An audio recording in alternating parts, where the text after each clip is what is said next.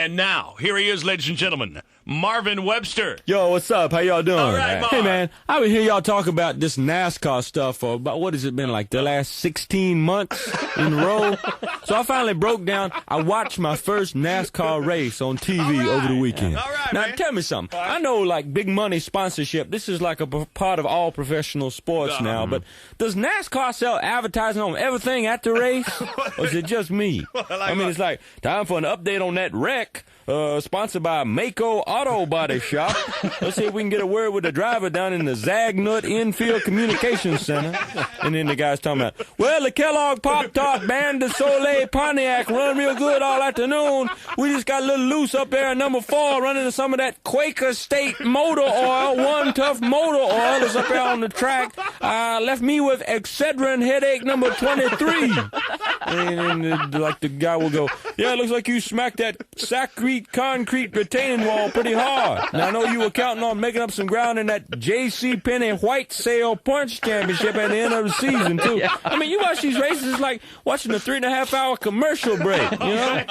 And these guys are always talking about, well, we were just racing real hard, and he come up behind me on the outside and took the air off my spoiler. Now, whatever that's supposed to mean. But they ought to just, like, tell it like it is. You know, the guy comes up, so, Billy Bob, what happened out there? And the guy ought to go, he run all over my fat ass. That's what happened. Didn't you see it? For goodness sakes, it was on TV. Maybe they could work in, like I mentioned, for preparation H while they're at it, you know? And I know, I hear this all the time. I know what y'all are thinking. Hey, Marvin, you know, it would look different if you actually could see it in person. How come you don't get, like, some tickets and actually go to the race? That's it. Now, can you see me going to a NASCAR event? Oh, and if I'd have been there, you would have seen me. I would have stuck out like, you know, Calvin Pete at a PGA cocktail party.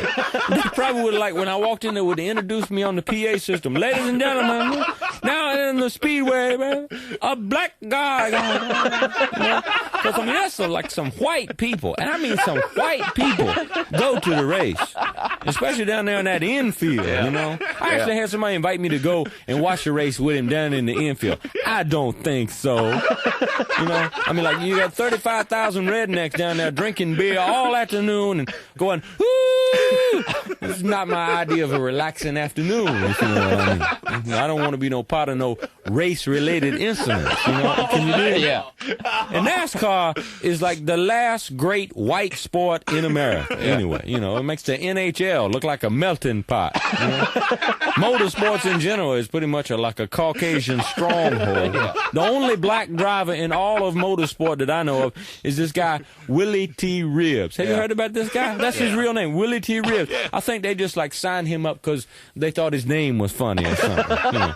Now, white people are not ready for no black NASCAR driver.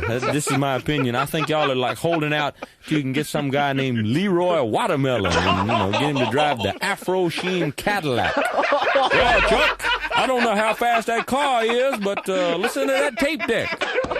Y'all think about it. I'm Marvin Webster.